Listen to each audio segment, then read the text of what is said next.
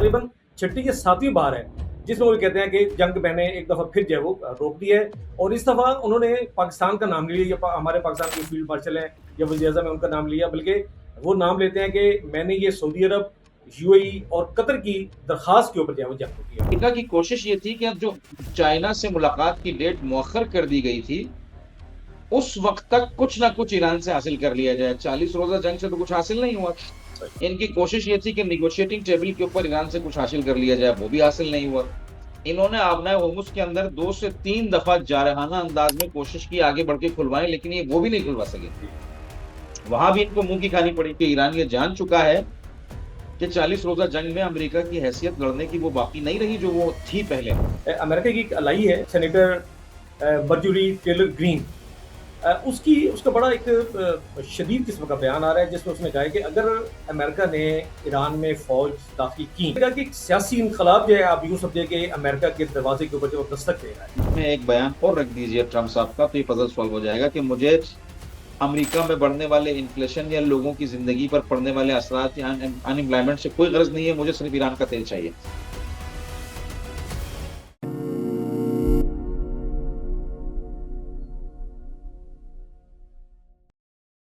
औज़ुबिल्लाहि मिनश्शैतानिर्रजीम, बिस्मिल्लाहिर्रहमानिर्रहीम। Iran, America और Israel जंग के दरमियान हालिया दिनों में जो है वो काफ़ी खबरें जो है वो आलमी मीडिया के ऊपर भी और तनाजुर में, इस तनाजुर में भी जंग के तनाजुर में काफ़ी जो है वो सरगर्म रही हैं। बिलखसूस ट्रंप के दौरे चीन के बाद जो है सूरत हाल उस वक्त ये तस्वर किया जा रहा था कि शायद जो है अब जंग के इम्कानात जो है वो बड़े महदूद हो चुके हैं। लेकिन जैसे ही दौरा ख़त्म होता है, एक दफ़ा फिर जो है वो ट्रंप साहब की तबीयत में हिजान आता है और फिर जो है वो ईरान को जो है वो धमकियाँ देना शुरू कर देते हैं। और इसी तनाजुर में जो है वो फिर पाकिस्तान के वज़ीर दाखिला जो है मोहसिन नकवी, वो ईरान का दौरा करते हैं। लेकिन आज एक बड़ी लेटेस्ट डेवलपमेंट है, वो ये है कि रात को सदर ट्रंप जो है वो ऐलान करते हैं कि हमारा जो है वो प्लान जो है वो जंग का जो हम प्लान कर रहे थे कि ईरान के ऊपर दोबारा एक हमला करेंगे, वो जो है उसको मैंने ख़त्म कर दिया है, ये उसको जो है मैंने मौकूफ़ कर दिया है। सऊदी अरब, उसके जो प्रिंस हैं मोहम्मद बिन सलमान, एमबीजी जो यूएई के हैं, और कतर की जो प्रिंस हैं उनके कहने के ऊपर। तो ये सूरत हाल है जिसके ऊपर हम आज जो है वो गुफ्तगू करेंगे। हमारे साथ बहुत ही मोहतरम और मोतबर शख्सियत जो है वो मौजूद हैं, बेहतरीन साफ़ी और तजिया निगार हैं। ईरान जंग के दरमियान जो है इनके तजियात बहुत ज़्यादा मारूफ हुए हैं, मकबूल हुए हैं पूरे पाकिस्तान और दुनिया के अंदर। जनाब मुर्तज़ा नगरी साहब, सर कैसे हैं आप? अल्हम्दुलिल्लाह, आप खैरियत से हैं इंशाल्लाह? जी सर, मैंने अपने इंट्रो में सूरत हाल जो है इस वक्त की ताज़ा तरीन सूरत हाल उसको जो है उसके बारे में जो है वो बयान किया है। तो आपसे पहला सवाल ये है कि सदर ट्रंप साहब का जो हालिया बयान है, जो रात उन्होंने जारी किया, जिसमें इस बयान से कबल जो है वो जंग की एक कैफियत जो है वो पूरी उसके ऊपर छाई हुई थी, लेकिन वो फौरी तौर पे कहते हैं जैसे उनकी पहले भी साबका जब इसी तरह रहा है, और ये तकरीबन छठी या सातवीं बार है जिसमें वो कहते हैं कि जंग मैंने एक दफ़ा फिर जो है वो रोक दी है। और इस दफ़ा उन्होंने पाकिस्तान का नाम लिया, या हमारे पाकिस्तान के फील्ड मार्शल हैं या वज़ीर-ए-आज़म है उनका नाम लिया, बल्कि वो नाम लेते हैं कि मैंने ये सऊदी अरब, यूएई और कतर की दरख्वास्त के ऊपर जो है वो जंग को किया है। तो इसके बारे में क्या कहेंगे आप? बहुत शुक्रिया शामिल गुफ्तगू होने का मौका दिया। देखिए, आपको इसको पीछे से समझना पड़ेगा ना, हर चीज का अपना एक कॉन्टेक्स्ट होता है। इनको एक तो मिसगाइड किया गया, मिसकैलकुलेशन की गई ईरान के बारे में, और इनको रिपोर्ट दी गई कि हम 3 दिन के अंदर अंदर ईरान में रिजीम चेंज कर देंगे, उनका जो निज़ाम है उसे खत्म कर देंगे और अपनी मर्जी के रिजीम लाकर मुसल्लत कर लेंगे और अपने सारे काम निकाल लेंगे। ये दौरानिया 3 दिन का 72 घंटों का दौरानिया था, लेकिन ये इम्प्लीमेंट हो नहीं पाया। आपने देखा जब इन्होंने चाइना से जो मुलाकात का टाइम था, वो ठीक ईरान के साथ जो इनकी जंग हुई है उससे 1 हफ्ते बाद का था, यानी 7 से 8 दिन बाद इन्होंने चाइना जाना था। जी, तो इनकी सोच ये थी कि 3 दिन में हम ईरान के अंदर रिजीम चेंज कर देंगे, हमारी मर्जी की रिजीम आ जाएगी, फिर हम चाइना जाएंगे और चाइना के ऊपर प्रेशर डालेंगे कि चाइना हमारे मुताबिक काम करे, हमारे मफादात के लिए काम करे। वरना चाइना की एनर्जी के मामलात में मॉडल डालेंगे, चाइना की तिजारत में मॉडल डालेंगे, दीगर इश्यूज के अंदर मॉडल डालेंगे। ताइवान को भी हम जो है वो चाइना के लिए पिन करेंगे, जैसे यूक्रेन को रशिया के लिए खड़ा किया गया। और देखिए 14 दिन की वॉर थी, 4 साल तक खिंच गई, अभी तो 4.5 साल होने वाली है। हाँ, तो इनकी पॉलिसी ये थी। लेकिन एक बंदे का कानून है और एक बंदे बनाने वाले का कानून है। ऐसी वो अल्लाह की तरकीब ने इनकी सारी तरकीबों को पलट कर रख दिया। ईरानी कौम, जिसको ये समझ रहे थे कि हमने तैयार कर दिया, निजाम के खिलाफ खड़ी हो जाएगी, वो निज़ाम की हिमायत में खड़ी हो गई, और निज़ाम के तमाम जो एलिट, जो निज़ाम की जो तबका था, उसको इन्होंने असैसिनेट कर दिया। यानी जो फर्स्ट लेवल की जो क्यू थी, उसको असैसिनेट करने के बावजूद भी निज़ाम उसी तरह खड़ा रहा, बल्कि बेहतर रिप्लाई किया। जी, आपने देखा शुरू के 3 दिनों के अंदर अंदर अमेरिका के 13 से ज्यादा जो हवाई अड्डे हैं वो तबाह कर दिए गए सिपा की तरफ से। और फिर रहबरियत का इंतखाब होना, अमेरिका के तमाम ख्वाबों का चकनाचूर होना, और अमेरिका जिन मफादात पे, जिन ऑब्जेक्टिव्स को लेकर ईरान आया था जंग करने के लिए, उन तमाम में से एक का भी हासिल ना होना, बदले में आबना हुर्मुज का भी हाथ से चले जाना। अब ये जंग आ गई आबना हुर्मुज के ऊपर। सही। तो ये अमेरिका की कोशिश ये थी कि अब जो चाइना से मुलाकात की डेट मुअख्खर कर दी गई थी, उस वक्त तक कुछ ना कुछ ईरान से हासिल कर लिया जाए। 40 रोजा जंग से तो कुछ हासिल नहीं हुआ। सही। इनकी कोशिश ये थी कि निगोशिएटिंग टेबल के ऊपर ईरान से कुछ हासिल कर लिया जाए, वो भी हासिल नहीं हुआ। इन्होंने आबना हुर्मुज के अंदर 2 से 3 दफा जारहाना अंदाज में कोशिश की आगे बढ़ के खुलवाएं, लेकिन ये वो भी नहीं खुलवा सके। जी, वहां भी इनको मुंह की खानी पड़ी। तो अब ये खाली हाथ चाइना गए। इनके पास चाइना जाने के लिए एक ही कटोरा बाकी बचा था, जिसमें ये चंद बिजनेसमैन डालकर लेके गए, जैसे एलोन मास्क हो गया और दीगर जो बिजनेसमैन हैं, ये बड़ी जो एप्पल है उसके सीईओ वगैरह। इस तरह की एक टीम लेकर गए, तो इत्तेफाकन चाइना ने उनको घास भी नहीं डाली। ऐसी। चाइना ने कहा कि ये जो आप टीन के डब्बे लेकर आए हैं, ये अपने मुल्क में रखिए, हमें इनसे कोई गर्ज नहीं है। आपसे ज्यादा बेहतर हमारे पास BYD है, आपसे ज्यादा बेहतर हमारे पास हुआवे है, आपसे ज्यादा बेहतर ऑनर है, हम उसको मजीद अपग्रेड कर रहे हैं। हमारे पास आपसे बेहतर टेक्नोलॉजी है, तो हमें इनकी जरूरत नहीं है। सही। अच्छा, आपने देखा फिर चाइना ने साथ खड़ा करके जो प्रेस कॉन्फ्रेंस की कि भाई ताइवान हमारी रेड लाइन है, ताइवान के ऊपर अगर कोई मामला हुआ तो दो बदू जंग होगी, इसमें हम किसी किस्म का कॉम्प्रोमाइज नहीं करेंगे। उसके अलावा उसके अलावा आप देखें, जो मुलाकात का अंदाज था, इस्तकबाल का अंदाज था, एक जो है वो जिसे सुपर पावर कहती थी दुनिया, जी, जी। उसका प्रेसिडेंट जब चाइना की सरजमीन पर कदम रखता है, तो वो उसका इस्तकबाल एक वाइस प्रेसिडेंट जाके करता है। जी, और फिर मुलाकात का तरीक़ेकार आपने देखा, दीगर हरकत और सकनात आपने देखी।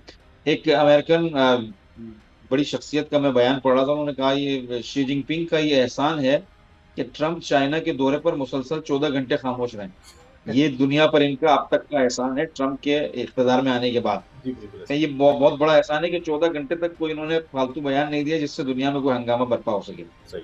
तो ये वहां से जब आए हैं तो इनके हाथ कुछ नहीं लगा, ये खाली हाथ है। इनकी कोशिश ये थी कि चाइना को हम कोई बड़ा पैकेज देंगे और उसके बदले ईरान मुखालिफ कोई बड़ा पैकेज हम लेकर आ जाएंगे। ऐसा हुआ नहीं। जी, जी। तो ये मजीद फ्रस्ट्रेशन का शिकार हो गए। अच्छा। अब ये चाह रहे हैं कि फिर वही पुरानी बदमाशियों के जरिए, फिर वही रोला पार्टी के जरिए ईरान से मुज़ाकरात की टेबल पर कुछ ना कुछ हासिल कर लिया जाए, जबकि ईरान ये जान चुका है कि 40 रोजा जंग में अमेरिका की हैसियत लड़ने की वो बाकी नहीं रही जो वो थी पहले। और अमेरिका के नुकसानात, यानी ये उनके कहा जा मामलात, सकता है तो ईरान भी।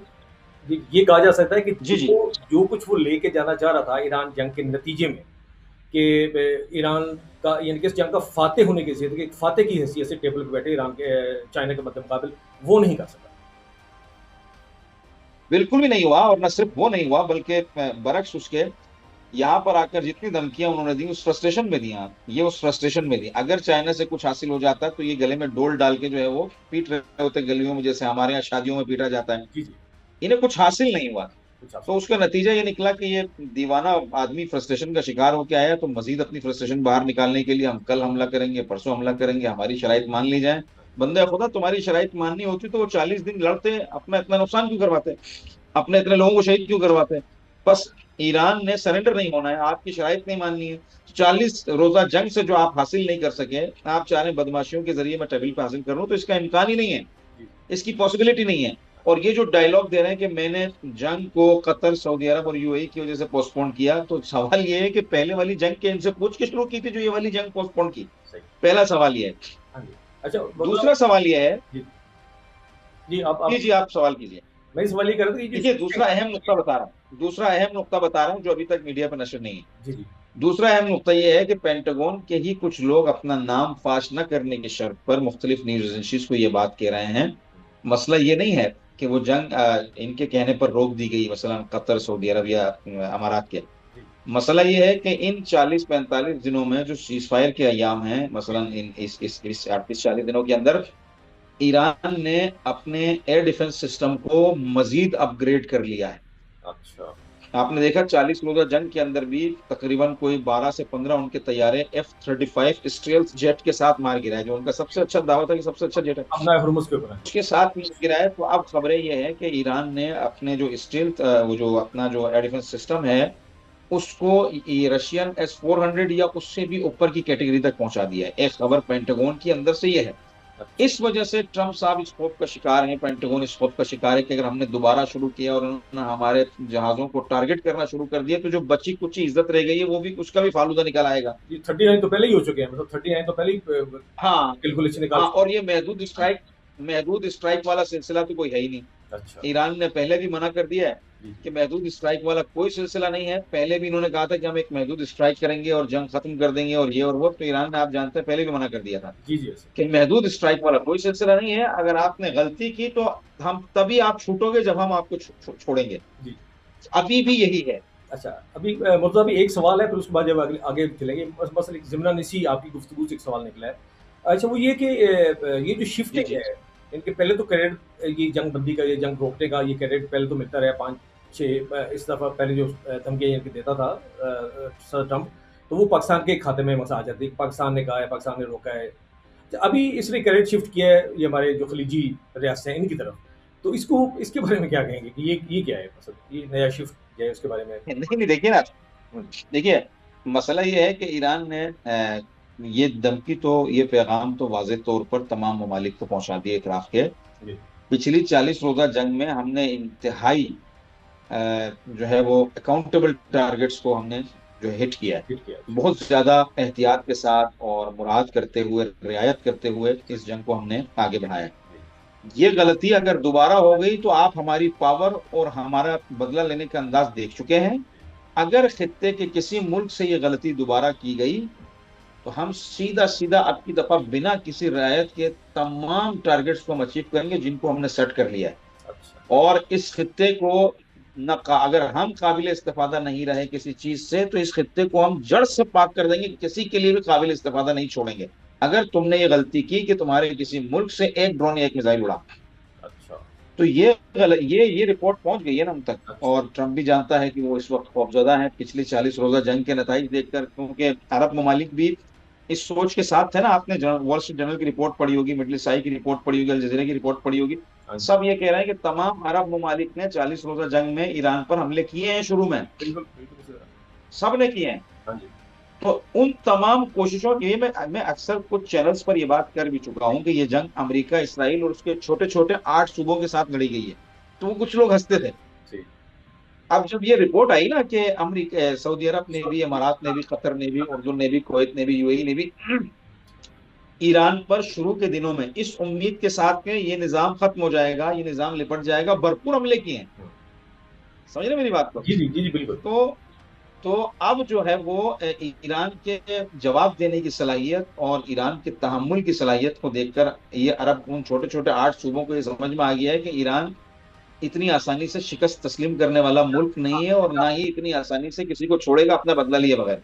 जी बिल्कुल। तो ये बात उनकी अच्छी तरह समझ में आ गई है, सिवाय एक आधे खलीजी मुल्क के जो इसराइल के इंतहाई गर्विदा हो गए या उनका तवक्कुल खुदा से ज्यादा इसराइल पर हो गया है। जी सबको समझ में आ गई है। जी तो वो यकीनन इस हालत में हैं कि ट्रंप को मना करें।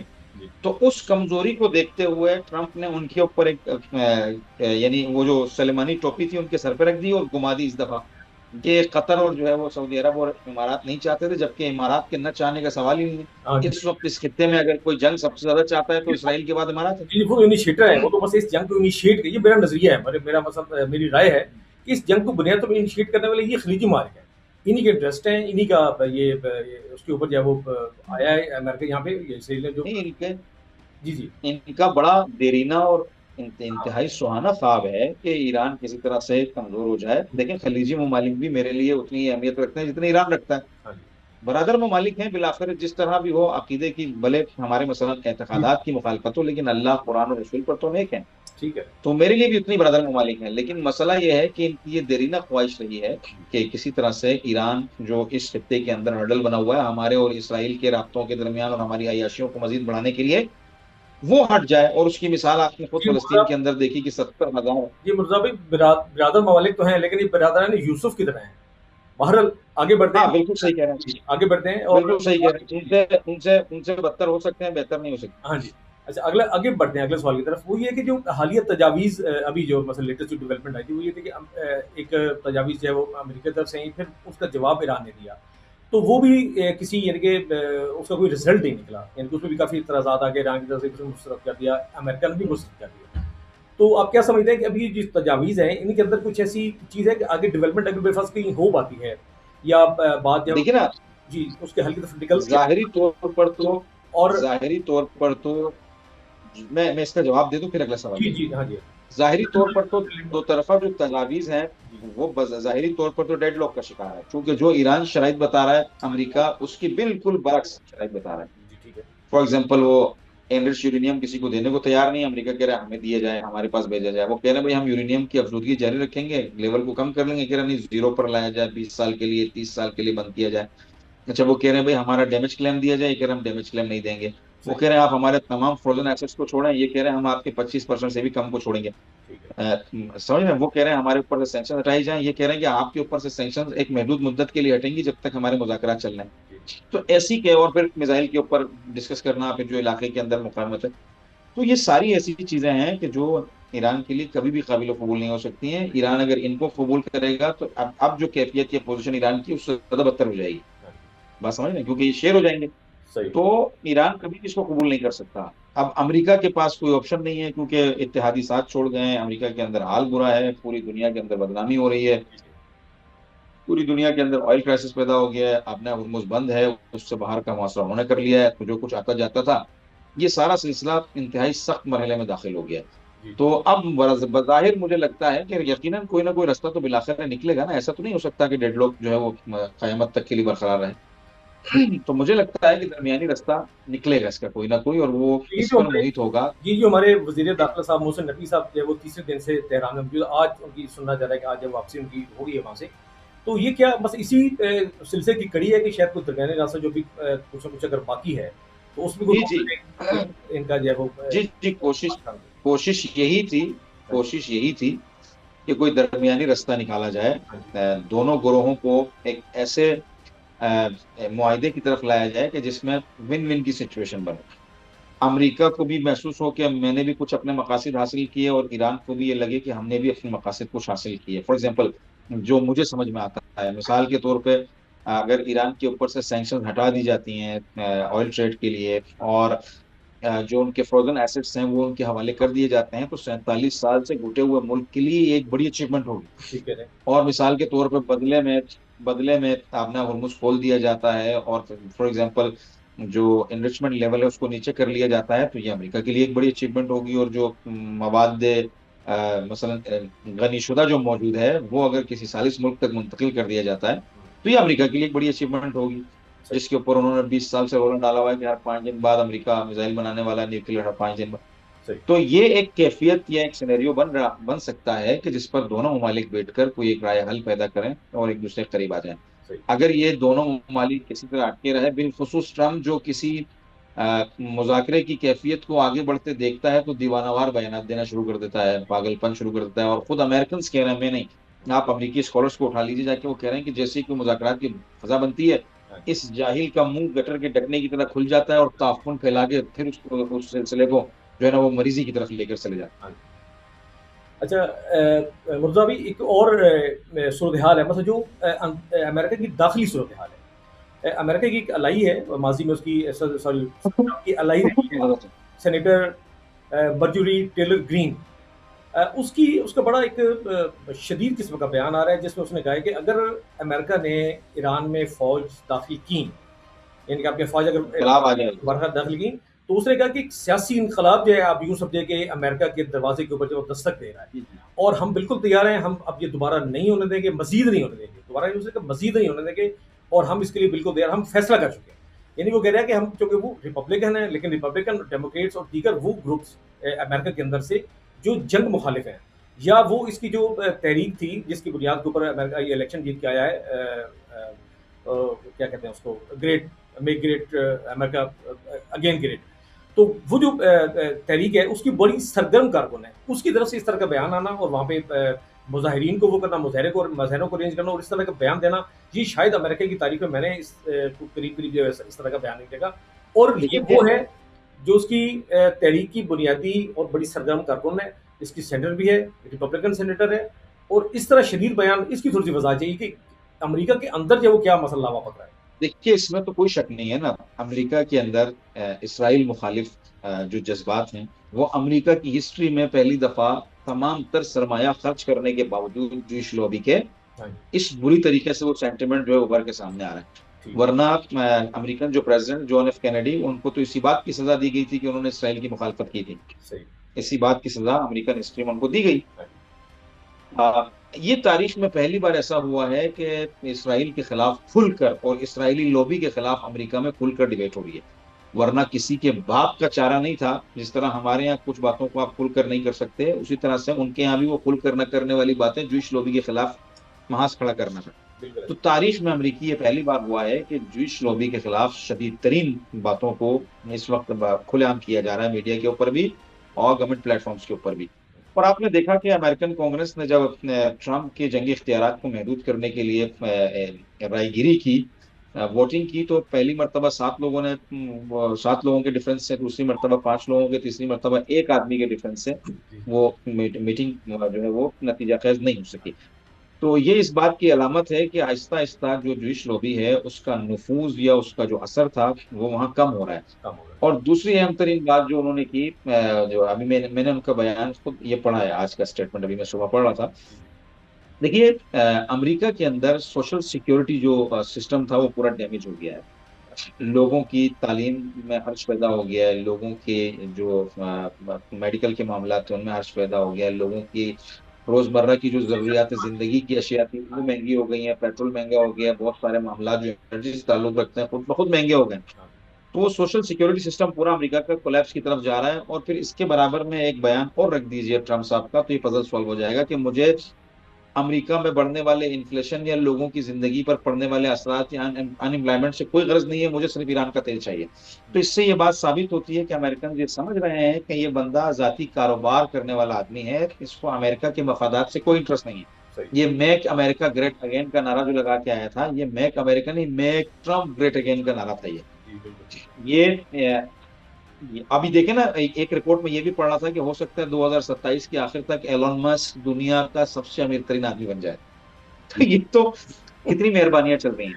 तो अमेरिकन अवाम भी ये समझ रहे हैं, आहिस्ता आहिस्ता ये समझ रहे हैं कि ट्रम्प की यही हरकतें अगर चलती रही आगे तो जो है वो ये अमीर तरीन हो जाएगा, अमेरिका गरीब तरीन हो जाएगा। और मैंने पिछले कुछ चैनल्स पे ये प्रोग्राम करते हुए जुमला भी कहा था, अगर ट्रम्प को इसके बाद भी एक बार और इख्तियार का मौका मिल गया तो इंशाल्लाह अमेरिका को आप कराची बनते हुए देखेंगे और फिर हम जो है वो खुशी महसूस करेंगे। ये फ्रस्ट्रेशन का अंदाजा लग सकता है कि वो बस जर्नलिस्ट से बात करते हुए और बड़ी शदीद किस्म को डांटा है और उसने कहा कि आप आखिर क्यों ये तस्लीम करने के लिए तैयार नहीं कि ईरान जो है वो शिकस्त खा चुका है।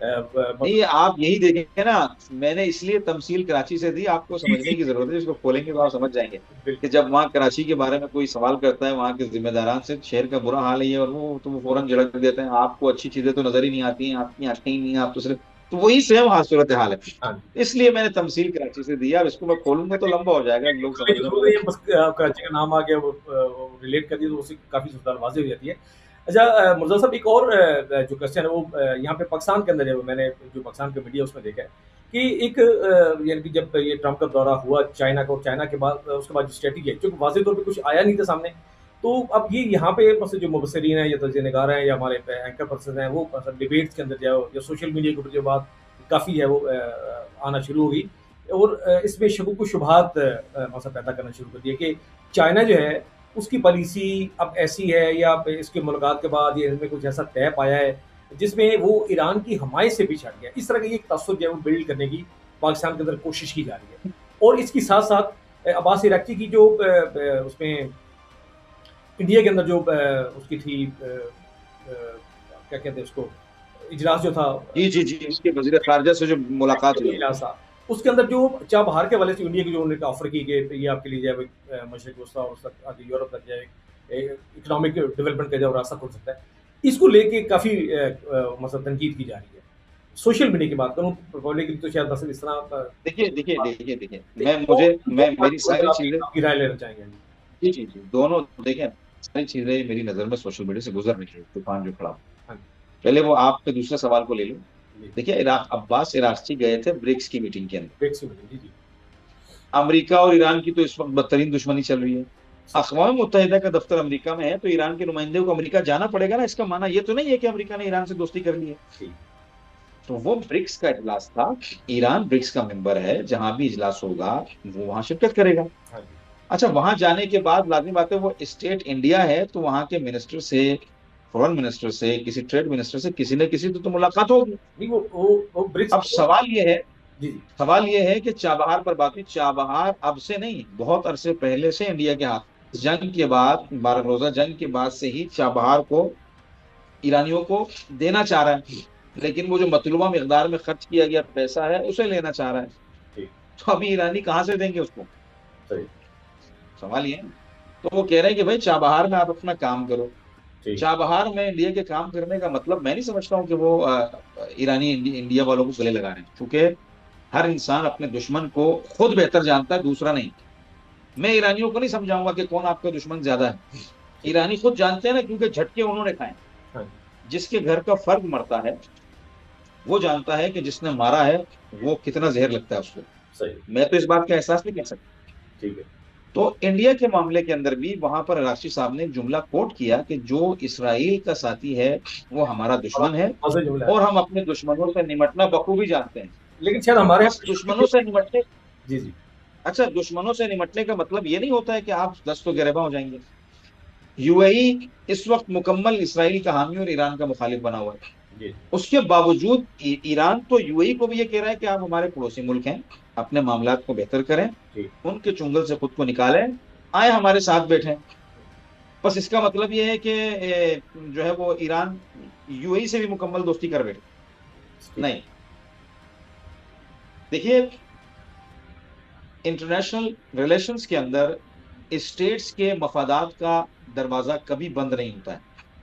ठीक, स्टेट हमेशा अपने मफादात को देखता है जी, बिल्कुल, और उनके तहत अपनी पॉलिसीज को आगे बढ़ाता है।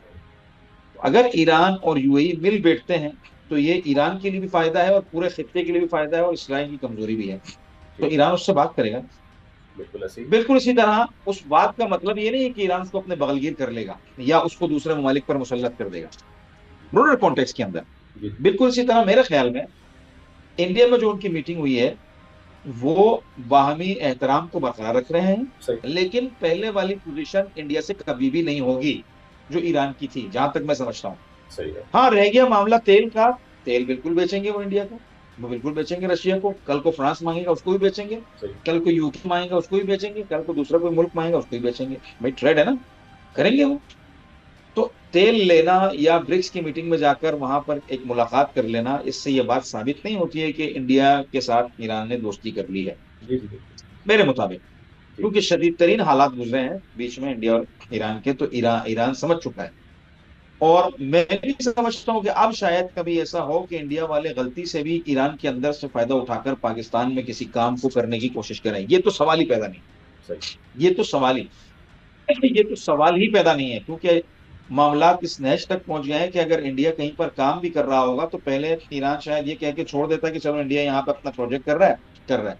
नहीं, अब मेरे मेरे मुताबिक इंडिया उनके ऊपर शिकरे की तरह, चील की तरह नजर रखेगा कि इंडिया वाले अगर कहीं कोई मिसाल के तौर पर चाबहार में भी काम कर रहे हैं, जी, तो वो क्या काम कर रहे हैं, किस तरह का मामला कर रहे हैं। और मैं समझता हूँ कि पाकिस्तान ने जिस भाईचारे और मोहब्बत का मुजाहिरा ईरान के इस जंगी मामला के अंदर किया है, वो नाकाबिले फरामोश है। और ईरान की तमाम जो सियासी एलीट है या उनकी जो अस्करी एलीट है, वो भी, और जो आम आवाम है, वो भी अब ये समझ चुके हैं कि पाकिस्तान का वाकई हमसे मुखलिसाना रिश्ता है, और पाकिस्तान ने हमारा इन दोनों जंगों में 40 रोज़ा और 12 रोज़ा बेहद साथ दिया है।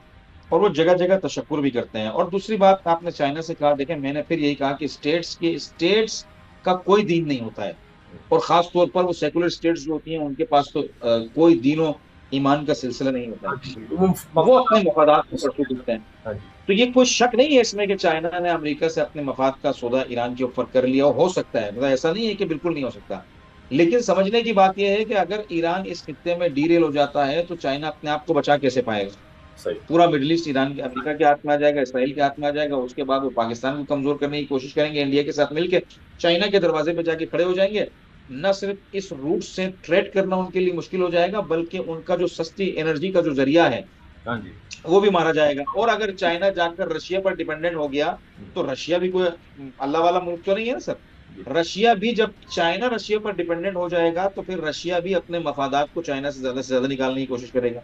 जिस तरह से अभी रशिया चाइना पर डिपेंडेंट है, अपना तेल चाइना को बेच रहा है, चाइना के पास ईरान और वेनेजुएला का ऑप्शन भी था, तो रशिया की इतनी खास अहमियत नहीं थी। सही। लेकिन अगर कल को ईरान भी उनके हाथ से निकल जाता है और अमेरिका चाइना के मुंह पर जाकर बैठ जाता है, इधर से एनर्जी का भी सोर्सेज महदूद हो जाते हैं, तो चाइना तो कमजोर हो जाएगा। जी ठीक है। चाइना कभी भी ऐसा नहीं चाहेगा। सही। तो मैं समझता हूँ कि अमेरिका को थोड़ा बहुत स्पेस जरूर दिया होगा जी। कि आप भी अपना काम करें। लेकिन बहरहाल इस पूरी जंग के अंदर चाइना का बिलवास्ता किरदार जरूर रहेगा। सही। अच्छा, मुझे भी आखिरी क्वेश्चन होगा, आपकी सहमतों को फिर तमाम करेंगे। वो ये कि अभी आज से जो है वो रशियन सदर जो है सदर पुतिन, उनका दौरा चीन जो है इनका आज से शुरू हो रहा है। तो इम्कानात क्या हैं, मुमकिन तौर पे क्या इनकी बातचीत हो सकती है खित्ते के हवाले से, इंटरनेशनली सियासत है उसके हवाले से, बिलखसूस मशरक़ वसत की सूरत के हवाले से? देखिए, कुछ तब्दीली कुछ आए या ना आए, एक पैगाम तो जरूर चले जाएगा ना अमेरिका को जी। कि खित्ते के अंदर आपकी चौधराहट का खात्मा हो चुका है। इंटरनेशनल ऑर्डर को भी चाइना, रशिया और ईरान मिलकर चेंज करने जा रहे हैं। ये एक बात तो वाज़ेह हो जाएगी ना। अब देखें, मफादात का सौदा तो उनके तफाहुमनामे से साबित होगा कि क्या हुआ, दोनों के दरमियान किन चीजों के ऊपर डील हुई है, क्या चीजें मजीद होंगी। लेकिन एक पैगाम तो वाज़ेह चले जाएगा कि इस खित्ते की चौधराहट तमाम, यहाँ पर हम बैठे हुए हैं, और वर्ल्ड ऑर्डर को भी आप मेंटेन नहीं करेंगे हजरत अमेरिका, आप हम सबके साथ मिलकर मेंटेन करेंगे, या आप कहीं भी नहीं है। ये मैसेज तो डिलीवर हो जाएगा पूरी तरह। ठीक हो मुर्तज़ा भाई, आपका बहुत शुक्रिया। आपका टाइम बहुत कीमती था, आपने बड़ी अपनी मसरूफियत दी, बड़ा बैक टू बैक आपका सिलसिला चल रहा था, लेकिन आपने हमारी शफ़क़त की, मेहरबानी की और हमें वक्त दिया। आपके बहुत शुक्रगुज़ार हैं। नाज़रीन, आपने गुफ्तगू मुलाहिज़ा फरमाई।